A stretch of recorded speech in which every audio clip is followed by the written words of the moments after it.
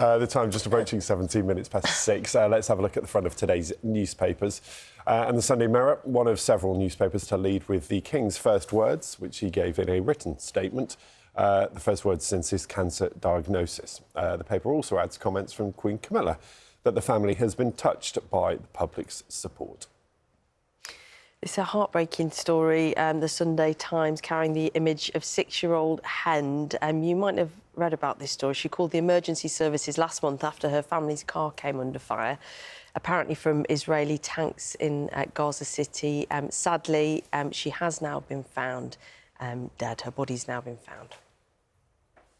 The Sunday Telegraph features a story about the Post Office Horizon scandal, saying some sub-postmasters are still receiving demands for thousands of pounds because of that faulty IT system.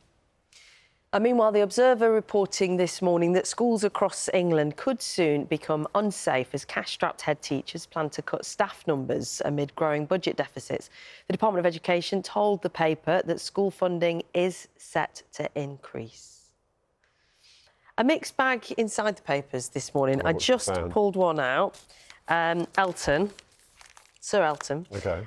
He is holding an auction of his personal memorabilia, 1,000 items, hoping to raise £8 million for charity. So among them, costumes, shoes, sculptures, a grand piano, but also some of his wigs and his Bentley. And I plucked this out based purely on the headline, which reads, "Fans to pay for Elton's wigs at £8 million auctions." You're full of the puns this morning, aren't you? It's BBC Breakfast. Although, a lovely idea, but what would you do with his toupee? I don't know. I mean, you've got to be a mega fan to want that. Yeah. If that's you, get in touch. The things you may buy from that collection, the toupee, probably not one of them, but nonetheless, all going to a good cause. Now, if you are one of the millions of people who still love a vinyl record, you'll know that part of the appeal, of course, is the amazing artwork on the outside. Yeah, they can't all be masterpieces, though, like the Beatles' Sgt. Pepper or Pink Floyd's Dark Side of the Moon. In fact, some album covers are truly awful. So, a gallery in Alnwick in Northumberland has put on a display of the worst offenders. Adam Powell's been for a look.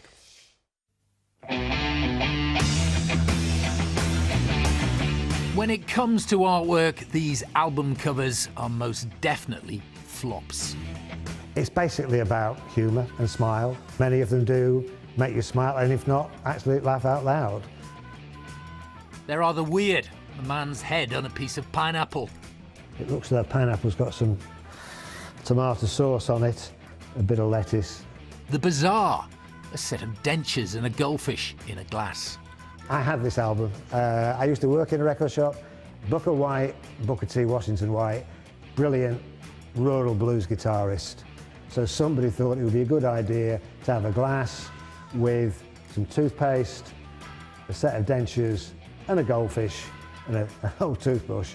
Quite why, I don't know. Some are just odd. A man playing his classical guitar in his boxer shorts. He's wearing a dinner jacket, he's got the classical guitar on his knee, but he's not wearing any trousers. The exhibition includes oddities like Muhammad Ali encouraging kids to brush their teeth. Ali and his gang versus Mr. Tooth Decay. Not all the covers in the collection are sort of pop and rock.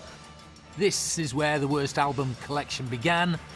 5 men's faces on rabbits. Steve Goldman, whose collection it is, had this album. He thought, well, maybe I could collect other naff covers, and it started him off. The world's worst album covers is at the Bailiff Gate Museum and Gallery until the end of April. It's a lot to take in there, Ben, isn't there? I don't know where to start with some of those. I enjoyed it very much. Special. We did ask you to send us some of your naff album covers, and you did not disappoint. Take a look at some of these.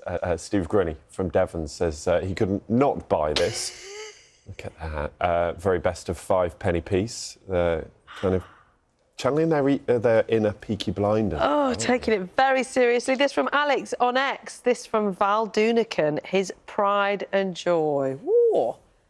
Poppy loves this one. It's from the German electronic metal band called Electric Callboy. Quite a fringe act. Big fan of their work. Big fan of their work. And Seamus in York sent this photo of a Crosby, Stills and Nash album called Live It Up, complete with hot dogs on the moon, maybe? Never say we don't deliver everything on this programme. That is Exactly. your BBC Breakfast for this morning.